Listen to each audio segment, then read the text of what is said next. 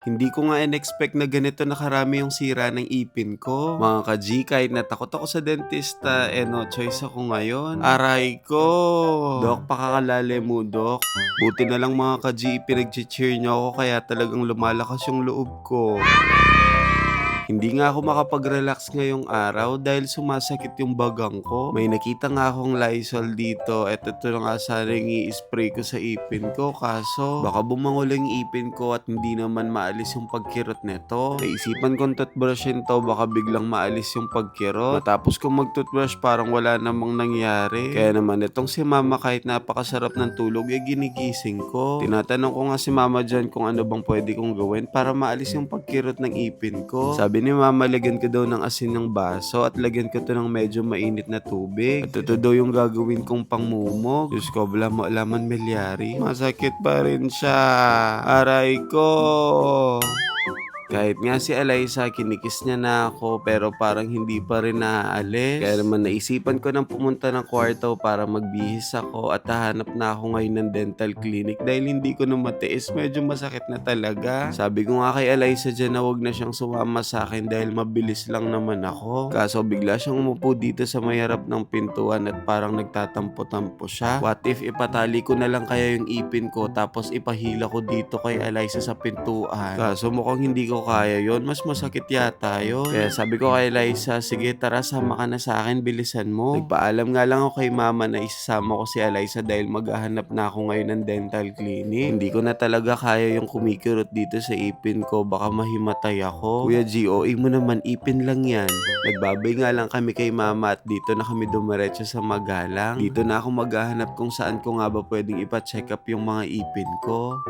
Ate, excuse me po. Pwede po magtanong, saan po may dental clinic dito? Ang sabi sa akin ni ate, wala rin din daw siyang alam. Kaya naman nagtanong na ako dito sa mga tricycle driver. Atin kayong balong dental clinic yan, di ba? May tinuturo sa akin si Bapa kaso nga lang naka-close sila. Diyos ko, kikirot na lang talaga ng ipan ko. Yung feeling na nagugutom ka na tapos ang sakit pa ng ipin mo, hindi ka makakain. Dito sa may tabi ng Dunkin Donut, meron kami na pagtanungan. Sabi ko sa kanila, Bap, pwede akong mangutang kasi ang sakit ng ipin ko ngayon. Meron ba kayong alam dito na dentista, Bap? Gusto ko na sanang ipabunot yung ipin ko, ba? Tapos sabi sa akin ni Bapa, Otong, ayan nasa harap mo na, gamitin mo kaya yung mata mo. Bapa, mangutang ko mo, mapali yung bunto. Buti na lang malapit kami dito sa Plaza Magalang, siguradong merong bunutan ng ipin dito. Pagkababa namin ni Eliza sa motor, pumasok na rin kami agad. Nag-fill up nga lang ako dyan, tapos naghintay kami ng 5 minuto. Habang tinititigan ko nga dyan si Eliza, kinakabahan talaga ako. Nung tinawag na kami ni Doc para pumasok sa kanyang clinic, talagang pinapawisan ako kahit na napakalamig dito. Ina-explain ko nga kay Doc na hindi naman talaga sumasakit yung ipin ko pero pakirot-kirot talaga siya. Kaya naman gamit ang maliit na camera si Doc, talagang sinilip niya muna yung mga ipin ko. Nung nakita ko nga sa screen yung mga ipin ko, Diyos ko, parang pwede ka na nga magtanim ng kamote dito.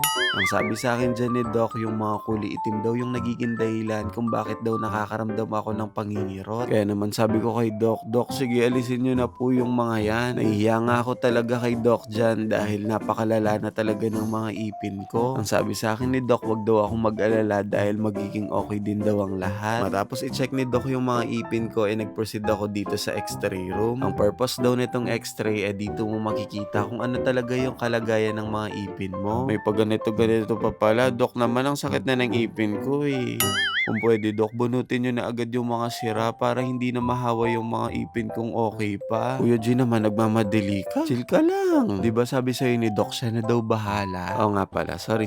Pagkalabas namin ni Eliza, dito lang sa tabi ng x-ray room, meron palang 5-star chicken. Si Eliza, dahil siguro lumalapit dito, naghahanap siya ng picture ni Ate Ivana. Kaso nga lang, wala namang picture, kaya naman pumasok na kami agad ng clinic. Hinihintay nga lang namin yung result dyan ng x-ray ko. At buti na lang talaga agad din dumating. Nung dumating ito, agad na rin kami pinapasok sa clinic ni Doc. At ayan, pinapakita niya sa akin kung ano nga bang nakita dun sa x-ray. Sabi sa akin ni Doc, kailangan na daw talagang bunutin yung 2 kong ipin dito sa may taas at baba. At nung nakita ko tong x-ray, grabe, ngayon ko masasabi na malala na talaga yung mga ipin ko. Sa totoo lang mga ka-G, ang huli ko yatang punta ng dental clinic, grade 4 pa ako. Pero si mama, pinipilit talaga akong magpunta sa dentist at ipa-check up ko na daw yung ipin ko. kaso ako talaga natatakot kasi ako. Sabi ko kay mama, baka kasi masakit yung pagpapabunot. Sabi sa akin ni mama, lalagyan naman daw nila ng anesthesia kaya wala naman daw akong mararamdaman. At ngayon na ako naniniwala kay mama na totoo nga yung sinasabi niya. Dahil matapos kong mabunutan ng 2 ipin, wala talaga akong naramdaman. Gusto kong umiyak dyan kay Doc dahil gusto ko talaga magpasalamat sa kanya. Dahil wala talaga akong naramdaman na kahit anong sakit at ramdam ko talaga yung pagmamahal nila sa mga kliyente nila dito. Binigyan nga nila ako ng maliit na certificate dyan, katunayan na na-survive ko yung ginawa ni Doc sa akin. Kuya G, congratulations sa'yo. At dahil nabunutan ka na ng ipin, next month pwede ka na magpapustiso.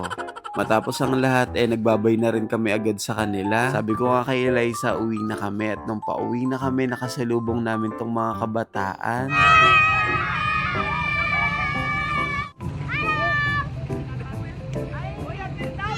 O paano ba yun mga ka-G? Hanggang dito na lang muna. Kita-kita na lang tayo ulit bukas ha. Bye-bye sa inyo mga ka-G!